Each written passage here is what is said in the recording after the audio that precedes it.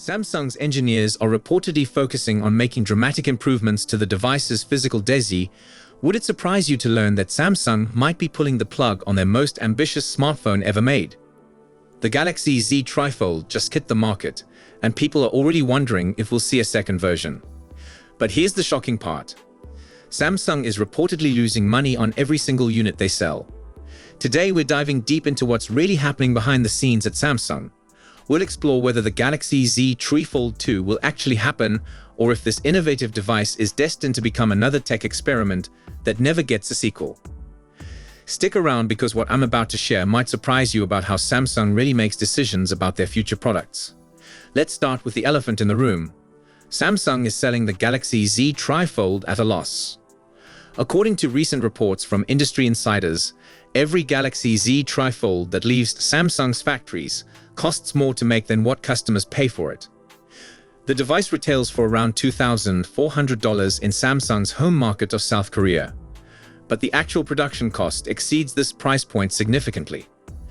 This puts Samsung in a very difficult position financially. You might be wondering how this even happened. The answer lies in the current state of the tech industry and component pricing struggles. Over the past few years, the cost of manufacturing high-end smartphone components has skyrocketed.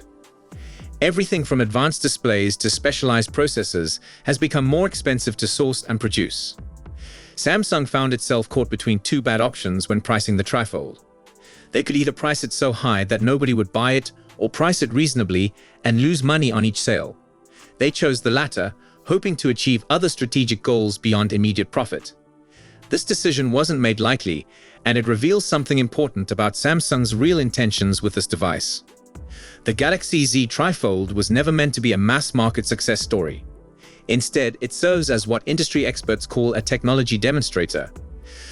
Samsung had two main goals with this experimental device.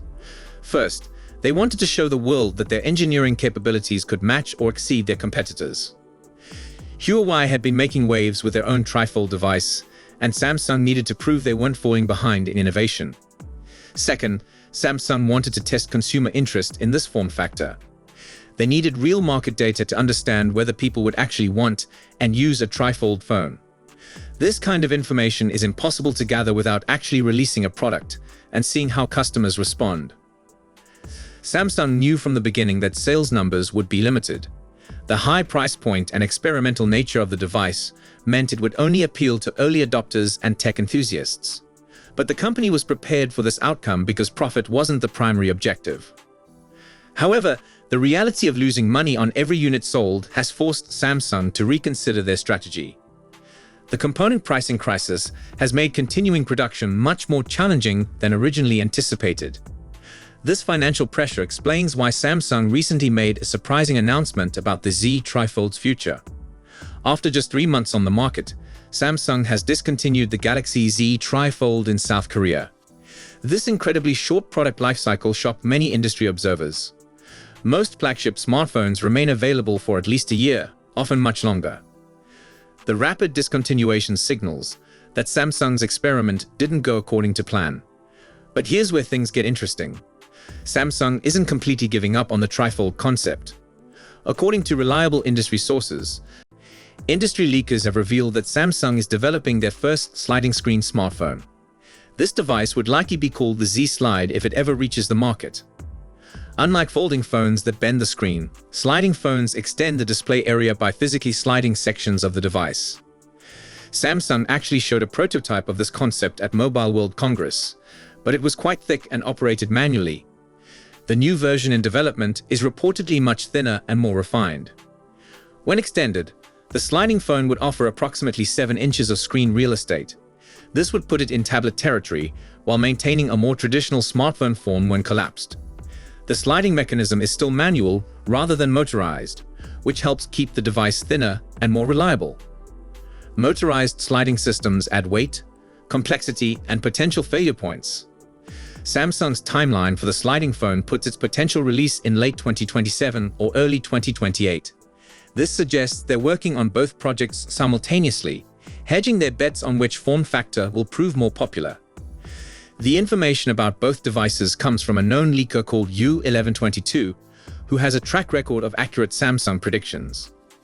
However, it's important to remember that Samsung's plans can change based on market conditions and technical challenges. The company's chief operating officer, Won-Jun Choi, has publicly stated that Samsung isn't certain about developing a second-generation TriFold.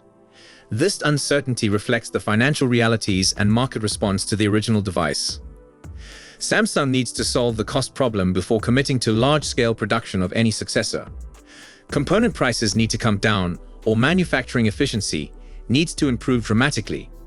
The company also needs to see stronger consumer interest in folding and sliding form factors. If the market doesn't grow as expected, Samsung might focus their resources on more traditional smartphone designs. So where does this leave us with the Z TriFold 2? The honest answer is that nothing is guaranteed in the rapidly changing smartphone industry. Samsung is clearly committed to exploring innovative form factors, but they're also a business that needs to make money. The next few years will be critical in determining whether TriFold and sliding phones become mainstream or remain niche curiosities. What do you think about Samsung's approach to these experimental devices?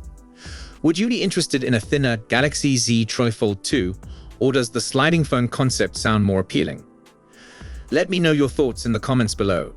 If you found this video at Samsung's strategy interesting, make sure to hit that like button. Subscribe for more tech news and info. Thanks for watching, and I'll see you in the next video. Peace out.